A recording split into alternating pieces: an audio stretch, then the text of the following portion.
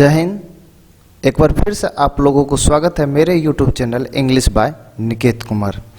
जिसे कि आप लोग जानते हैं बिहार बोर्ड इंग्लिश 100 मार्क्स 2023 के एग्ज़ाम को पॉइंट ऑफ व्यू से हम लोग वीडियो डाल रहे हैं, जो कि एग्ज़ाम को पॉइंट ऑफ व्यू से काफ़ी इम्पोर्टेंट है। तो अभी जो अपना सेशन चल रहा है वो समरी के ऊपर चल रहा है, फिर ऐसे के ऊपर चलेगा। इसी तरह हम पूरा इंग्लिश को कवर करने वाले हैं। फिलहाल इस वीडियो में हम लोग फिर एक बार समरी को पढ़ेंगे, जिसमें आज होगा मैकेविटी द मिस्ट्री कैट। तो चलिए वीडियो को स्टार्ट करते हैं।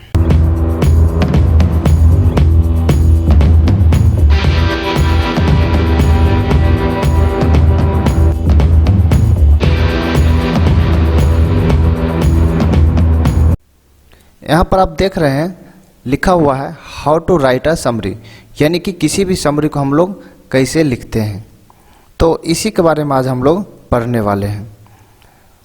और इससे पहले भी जितना भी वीडियो मैंने अपलोड किया हूँ वो भी सब इसी से रिलेटेड है, how to write a summary. यानी कि समरी सीखने के साथ साथ समरी का ट्रिक्स भी आपको आना चाहिए, तभी आप समरी लिख पाएंगे। और इसका जो पैराग्राफ वगैरह होता है, इंट्रोडक्शन और अंत कैसे करते हैं, ये सभी डिस्कस करने वाला हूँ इस वीडियो में।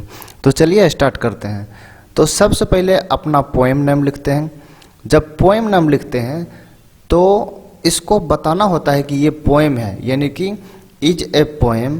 तो पोएम हो गया, उसके बाद लिखना है ये तो पोएम है, लेकिन इसको कंपोज्ड किसने किया, इसलिए लिखते हैं कंपोज्ड बाय। तो is a poem composed bye यहाँ पर डाल देंगे। अब जिसने इस पोएम को लिखे हैं उनका नाम डालना है, डेट मीन्स पोएट नेम अपना डालना होता है। तो यहाँ पर हम लोग पोएट नेम डालते हैं। जब पोएट नेम डाल देते हैं, इस पोएट के बारे में बताना होता है, यानी कि ये पोएट क्या थे, क्या नहीं थे, कहाँ से थे, कुछ भी XYZ कुछ भी इसके बारे में बता देना है। डेट मीन्स अबाउट पोएट यहाँ पर हम लोग डालेंगे। ओके, जब यहाँ तक हम लोग डाल देते हैं तो अबाउट पोएट यहाँ पर हो गया। तो उसके बाद लिखना होता है इन दिस पोएम। जब इन दिस पोएम कहने मतलब यह है कि इस कविता में, यानी कि इस कविता में क्या कहते हैं कवि, यानी कि कवि क्या वर्णन करते हैं, वो यहाँ पर डालना है, यानी कि थीम को यहाँ पर डालना है। और थीम को डालने से पहले मालूम है ये स्टेटमेंट आपको लिखना होता है, जो कि मैंने हर एक वीडियो में बता चुका हूँ। जैसे कि यहाँ पर देख सकते हैं, मैं लिख के बताता हूँ। ही और सी है तो जेंडर के अनुसार आप ही या सी को रखें। यदि पोएट आपका फीमेल है तो सी का इस्तेमाल करें, और मेल है तो ही का इस्तेमाल करें। और ध्यान रहे, अगर पोएट आपका फीमेल है तो पोएटेस को लिखना ही है। ओके, उसके बाद डिस्क्राइब्स, टॉक्स, एक्सप्रेसेज, ये 3 वर्ब में से किसी एक वर्ब का यूज करना है। डिस्क्राइब्स का मतलब यहाँ पर हो जाएगा वर्णन करते हैं, टॉक्स का मतलब बात करते हैं, एक्सप्रेसेज का मतलब अभिव्यक्त करते हैं। तो ही डिस्क्राइब्स, वह वर्णन करते हैं। क्या वर्णन करते हैं, थीम में डाल देना है। तो यहाँ पर थीम लिख देंगे।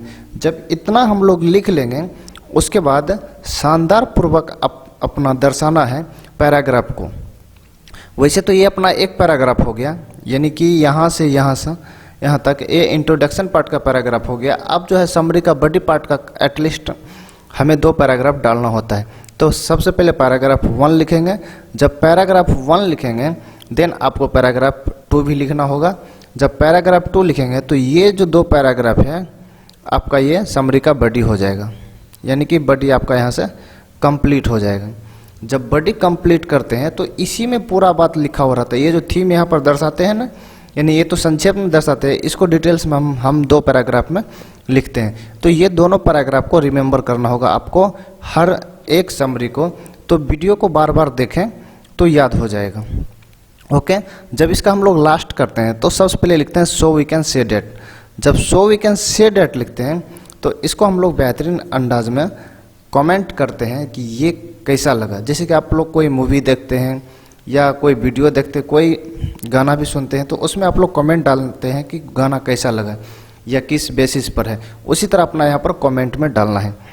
ओके, तो यहाँ पर लिख देना कमेंट।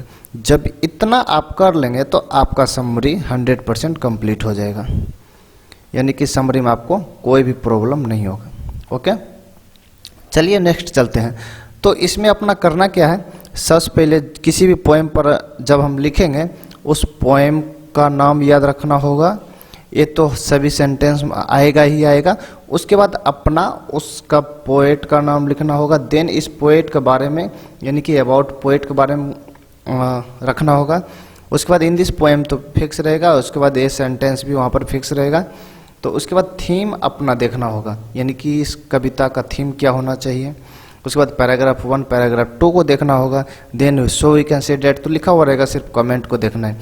चलिए इतना बात हम लोग देख लेते हैं, यानी कि 1 2 3 और 4 और 5 ये 5 पॉइंट को चलिए हम लोग देखते हैं। तो सबसे पहला पॉइंट यहाँ पर पोएम नेम डालना होगा। तो पोएम नेम है क्या, आज का जो अपना पोएम होगा काफ़ी इंटरेस्टिंग पोएम है, वो है मैकविटी द मिस्ट्री कैट। अब मैकविटी द मिस्ट्री कैट क्या है, मैकविटी क्या है, एक बिल्ली है, बिल्ली और बिल्ली कैसा है, मिस्ट्री यानी कि रहस्यमय बिल्ली है। ओके, और उसके बाद जब पोएम नाम अपना पता चल गया तो लिखना क्या है, पोएट का नाम। तो पोएट का नाम इसमें क्या होगा, तो पोएट का नाम काफ़ी अच्छा एकदम फेमस पोएट है टी.एस. एलियट। तो टी.एस. एलियट पोएट हो गया। अब ये टी.एस. एलियट के बारे में कुछ बोलना है, डेट मीन्स अबाउट पोएट, यानी कि अबाउट पोएट में अपना डाल देंगे, कुछ भी इसके बारे में लिख देना है। तो हम लिख देते हैं, he was an American also poet and a Nobel prize winner. इसका हिंदी समझ लेते हैं, लिखा है ही वॉज एन अमेरिकन, वे एक अमेरिकन थे, ऑल्सो मतलब वो एक अमेरिकन भी थे, ऑल्सो का मतलब भी, और जब भी लग गया तो ये एंड के बाद वाला भी सेंटेंस में भी आ जाएगा। ही was an American also poet, वह अमेरिकन पोएट भी थे, एंड नोबेल प्राइज विनर, और नोबेल प्राइज विनर भी थे। तो ये अबाउट पोएट हो गया। देन अपना लिखना होता है, पता करना है थीम के बारे में, इस कविता का थीम क्या है। तो चलिए हम लोग थीम को पढ़ते हैं। तो थीम में अपना शानदार अंदाज में दर्शाना है। तो थीम में उन्होंने यहाँ पर डिस्क्राइब किया है, he has described the villainous character of a cat. अब इसका हिंदी समझते हैं, ही हैज़ डिस्क्राइब, देखिए प्रेजेंट परफेक्ट टेंस का है, हैज़ के बाद वर्ब का थर्ड फॉर्म का यूज हुआ, यानी कि कोई भी काम इन्होंने कंप्लीट किए हैं। तो ही हैज़ डिस्क्राइब्ड, डिस्क्राइब मतलब होता है वर्णन करना। तो ही हैज़ डिस्क्राइब्ड, उन्होंने वर्णन किया या इन्होंने वर्णन कर चुका है।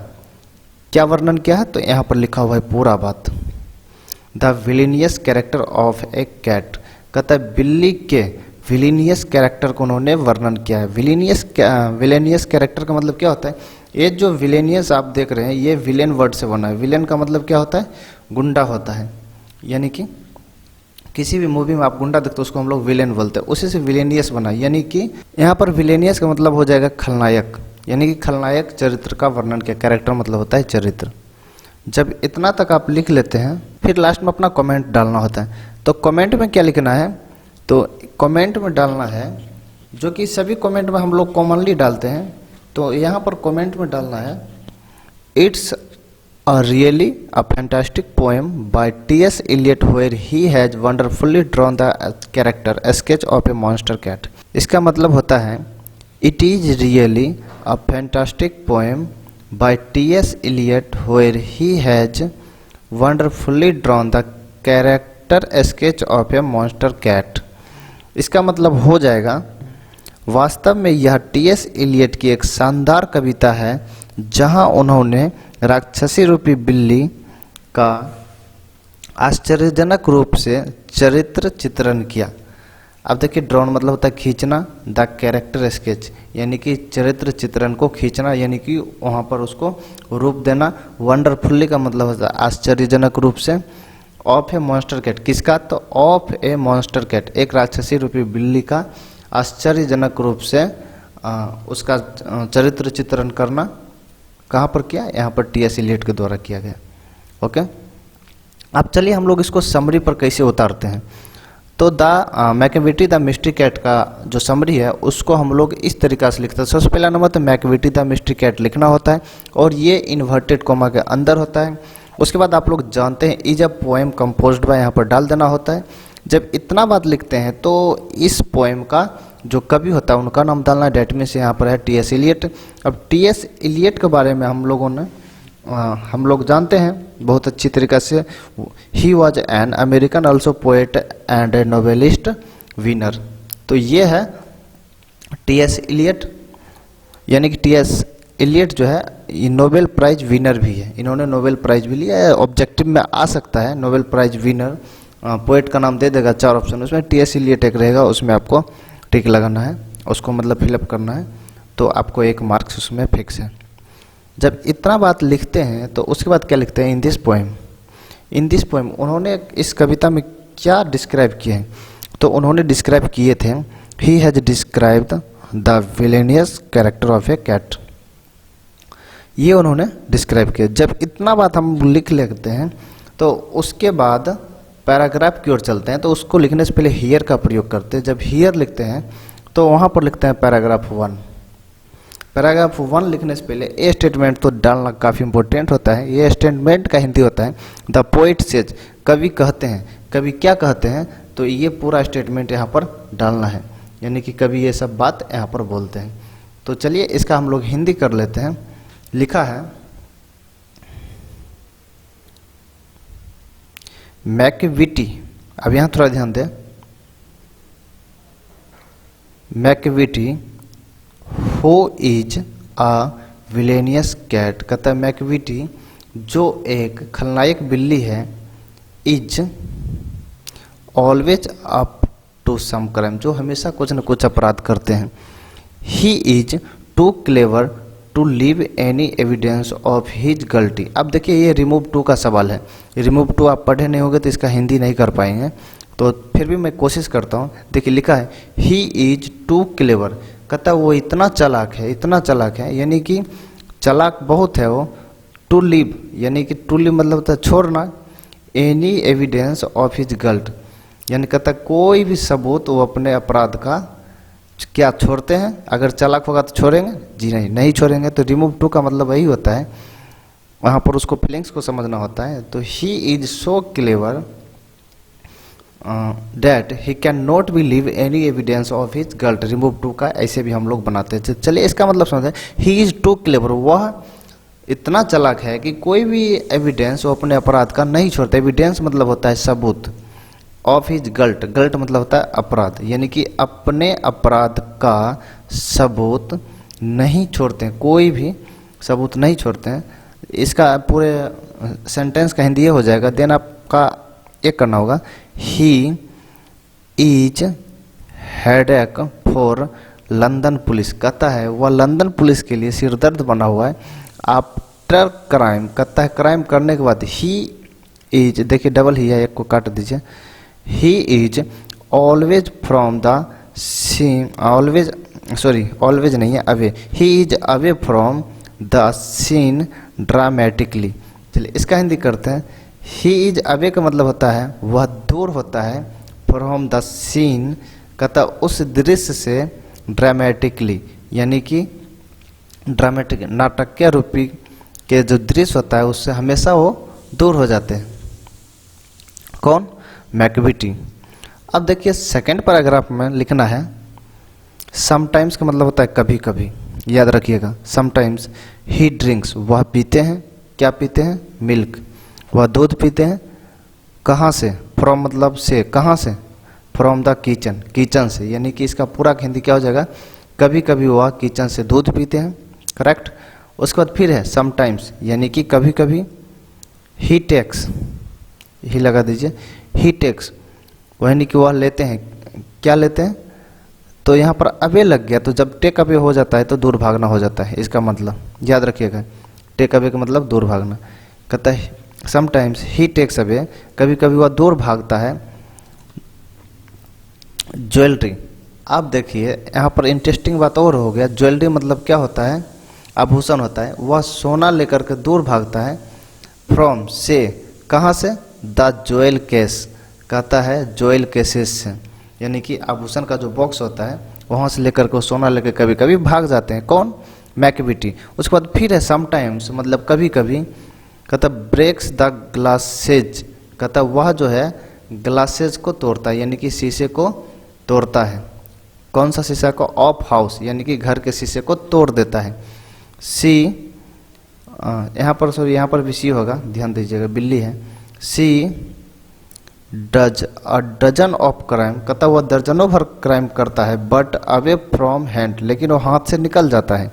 सो फाइनली कहता है इसीलिए अंत में द पोएट कंपेयर्स, कहता कवि जो है कंपेयर्स करते हैं, डेट मीन्स तुलना करते हैं, हर यानी कि बिल्ली को तुलना करते टू द नेपोलियन, एक नेपोलियन बोनापार्ट का आप स्टोरी सुने होंगे, उससे तुलना करते हैं क्योंकि वो क्राइम करके निकल जाते, कभी हाथ आते ही नहीं थे, इसलिए वो भी महान कहलाते थे नेपोलियन बोनापार्ट, तो उससे इसका तुलना करते हैं कवि।